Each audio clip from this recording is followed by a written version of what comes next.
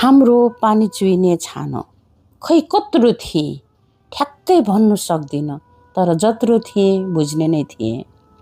हाम्रो सानो चटक्क परेको माटोको घर थियो। खरको छाना, भुइँतल्ला, माथिल्लो तल्ला थियो।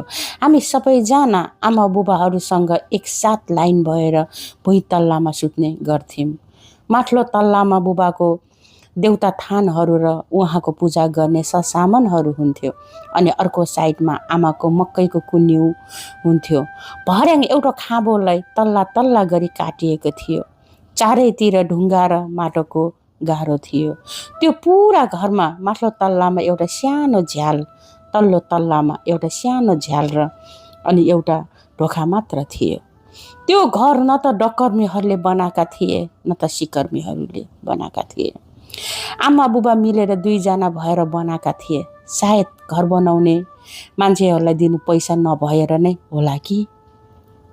मेरो आमा बुबाहरू कहाँ चाहिँ घर बनाउनु जान्ने मान्छेहरू थिए र त्यही कारणले होला त्यो उनीहरूले बनाएको घर पुरानो नहुँदै जति बेला पानी पर्थ्यो त्यति बेला कहिले यताको गाह्रो भत्किन्थ्यो, कहिले उताको गाह्रो भत्किन्थ्यो।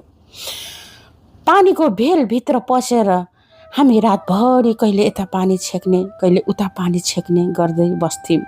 कहिले काहीँ त सुतिराखेको बेलामा छानाबाट तप तप चुहिएको पानीले निद्रामै आफ्नो जिउ छपक्कै भिजिसकेको हुन्थ्यो। अनि छिटो छिटो उठ्दै कहिले यता भाँडा थाप्ने, कहिले उता भाँडा थाप्दै हाम्रो रात त्यसरी नै बित्ने गर्थ्यो।